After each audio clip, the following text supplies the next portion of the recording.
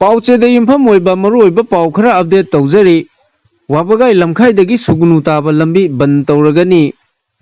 वाबगाई लमखाईदगी सुगुनु ताबा लंबी असी मतम सांगना लमदमसिगी मियामना सेंबीनबा तक्सिनदुना लाक्लबसु पालिबा लेंगाक असिना थौसाबीदना अदुमक लैरी चथोक चसिनदा खुदोंग चादबदा नतना एक्सीडेंट मियोय कयागी पुंसी मांगखिबा असिगी थौदांग लेंगाकना पुगदबनी हाइबगा लोइनना लाक्लिबा अगस्त 10 गी अयुक पुंग 3 तगी मथंग नुमित युमजगैसे नुंगथिल पुंग 5 ngakpigani 3 फावबा पुंग 53 की बन कौरगनी हाइरी लमखाई सुगुनु road development and demand committee की प्रेसिडेंट थादोरक चिरोल अमदा वाबगाई लमखाईदगी सुगुनु लंबी असी सेंबीदबगी मायोक्ता ngasisu मखा ताना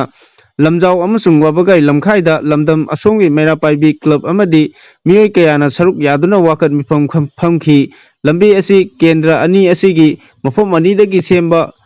हौद्रिबा फावबा हनबा लेतना खोंजंग चंगसिनगनी मणिपुर लेंगांगना पीरिबा पुंग 53 की मनुंगदा लंबी सेंबगी थौरांग तौरक्त्रबदी माइकई असोंगी मियामना हेना कनबा खोंजंग सिंग चंगसिनगनी खोंजंग असीगी मनुंगदा महै मसिंग तंबगी फायर सर्विस यावना इसेंशियल सर्विस सिंगदी कोमथोकनी हाइरी मखा तारकपा पाउदा SP jail Sorokhaibam Bhadrika president medal for distinguish service फंगले हौजिक central prison Imphal and Sajiwa की SP Sorokhaibam Bhadrika president medal for distinguish service फंगले सोरोखाइबम भद्रिका अपोक्पा लैखिद्रबा सोरोखाइबम बीरमणि सिंह उरिपोक तौरांगबम लैकाई हौजिक SP Manipur central prison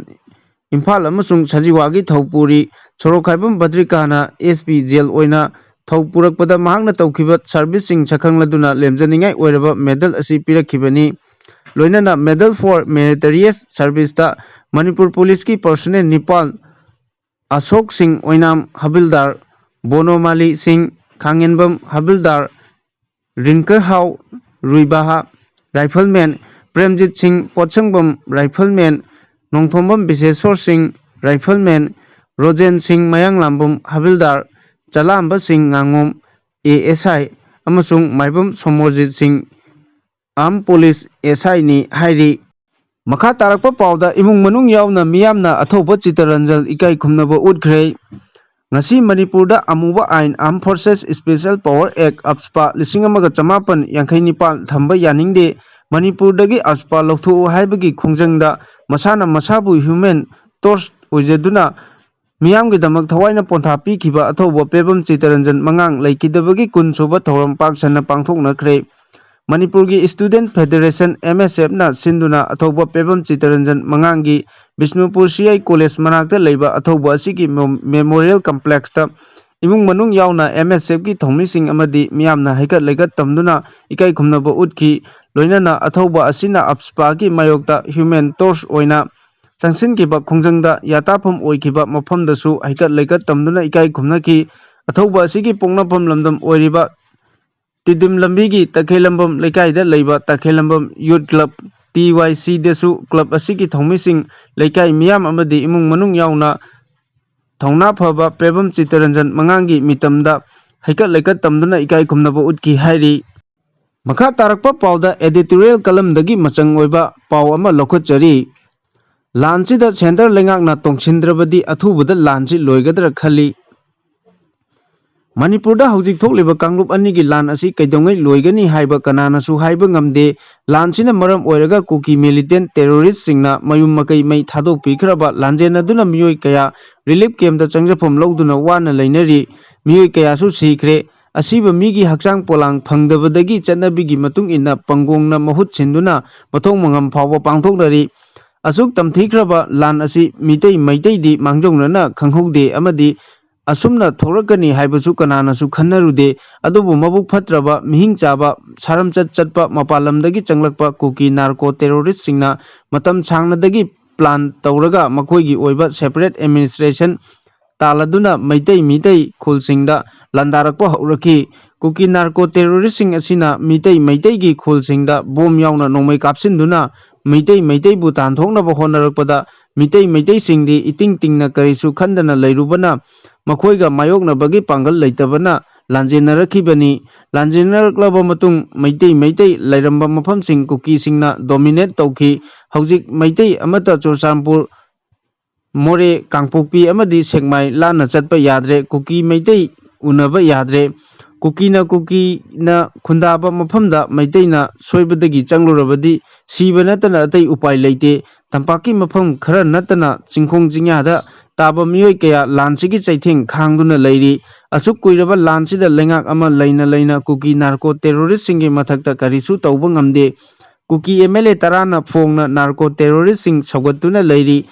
लेंगाकना मसिदा खंजिन उसिन्नदना Larry अदुना लानसी कैदोंगै लोइगनी हाइबा ngamdri लानसिदा centre लेंगाकना तोंसिंद्रबदी अथुबदा लानसी लोइगद्रा खल्ली हाइरी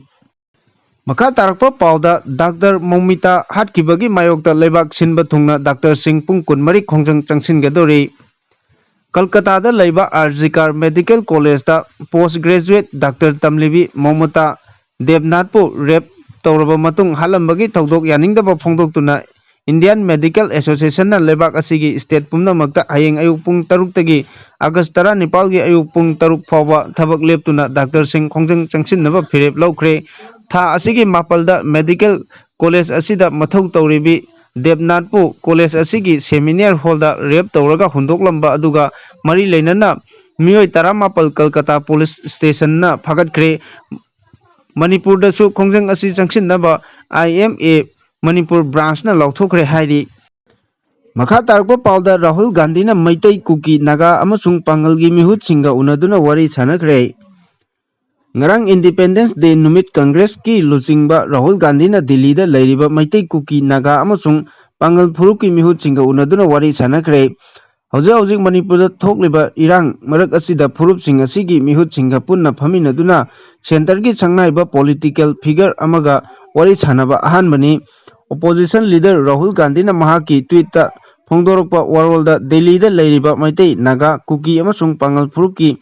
मिहुत सिंगा उनदुना वारी छानबदा मणिपुर दा ममांग चहीदगी इरांग असि थोलकपदगी नुंसी चानबा मरु मपांग कया सेना खाइनकिबगी नुंगाइतबा अमदि इरांग असिना मरम ओइदुना कम्युनिटी सिंग असिगी मियोय सिंग पुंगनिंग वाखलदा लैतादबा नुंगाइतबा थोगले हाइना फोंदोकनखि हाइरी थाजबा यावबा पावगी लिखुल अमगी मतुंग इना कांग्रेस लुचिंग राहुल गांधी गा उनखिबा अदुदा फुरुप सिंग असिगी मिहुत नेपाल सरुक याखी मणिपुर दा थोकलिबा इरांग असिना मायोकनरिबा खुदोंग चादबा कयागी मतंगदा कुपना खना नैनकी राहुल गांधी की ट्वीट फोंदोरपगी मतुंग इन्ना मिहुत सिंह अदुगी माइकैदगी मणिपुर दा हेक इरांग थोरकपदगी थेंगनरिबा थमोय सोकनिंगाई ओइबा थौदोक वाथोक कयागी मतंगदा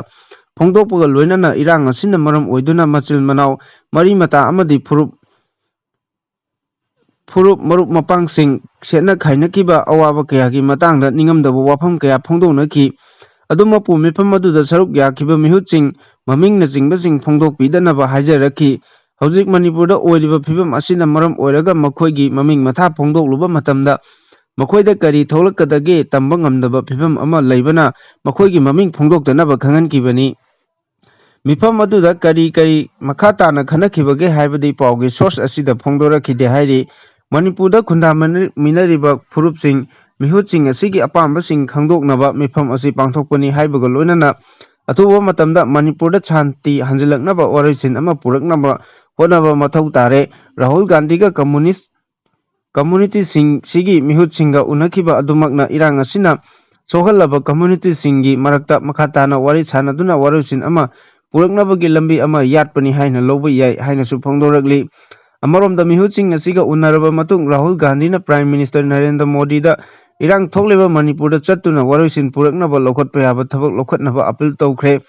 लोइनना लेबाक असिना इंडिपेंडेंस डे थौरम हराउ तयामना पांथोकनरबसु मणिपुरददि ngasisu अकी तुजुंगबगी फिबम अमदा अदुमक लैबना मणिपुर मियामना इंडिपेंडेंस डे की चपचाबा वानथोक फ्रीडम हाइबदु फंगदना लैरी मरम असिना प्राइम मिनिस्टर ना अथुबा मतमदा मणिपुरदा चटपगा लोइनना सेंटर अमदि स्टेट गवर्नमेंट ना लमदम असिगी इरांग असिगी वारोसिन पुरकनबा होनगदबनी हाइनासु राहुल गांधी ना फोंदोकरे मखा तारकपा मरुओइबा पाव अमदा KCP PWG गा मरी लेनदे चिंखैंगानबा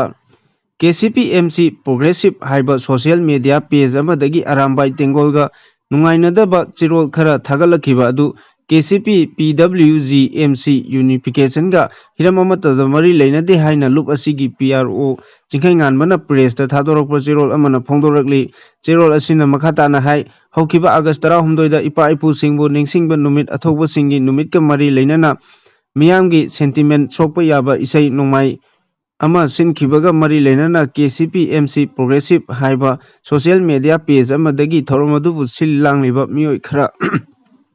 ꯀꯧꯈꯠꯄ ꯑꯗꯨꯒ ꯃꯈꯥ ꯇꯥꯔꯛꯄꯗ ꯑꯔꯥꯝꯕꯥꯏ ꯇꯦꯡꯒꯣꯜꯒꯤ ꯏꯆꯤꯟ ꯏꯅꯥꯎꯁꯤꯡꯒ ꯅꯨꯡꯉꯥꯏꯅꯗꯅꯕ ꯆꯤꯔꯣꯜ ꯈꯔ ꯄꯦꯖ ꯑꯁꯤꯗꯒꯤ ꯊꯥꯒꯠꯂꯛꯄ ꯑꯗꯨ KCP ꯄꯤꯄꯜꯁ ꯋꯥꯔ ꯒ꯭ꯔꯨꯞ PWGꯒ ꯍꯤꯔꯝ ꯑꯃꯠꯇꯗ ꯃꯔꯤ ꯂꯩꯅꯗꯦ, ꯂꯩꯕꯥꯛ ꯃꯤꯌꯥꯝ ꯑꯃꯁꯨꯡ ꯑꯔꯥꯝꯕꯥꯏ ꯇꯦꯡꯒꯣꯜꯒꯤ ꯏꯆꯤꯟ ꯏꯅꯥꯎꯁꯤꯡꯅ ꯆꯦꯔꯣꯜ KCP PWGꯒꯤ ꯁꯥꯏꯠꯇꯒꯤ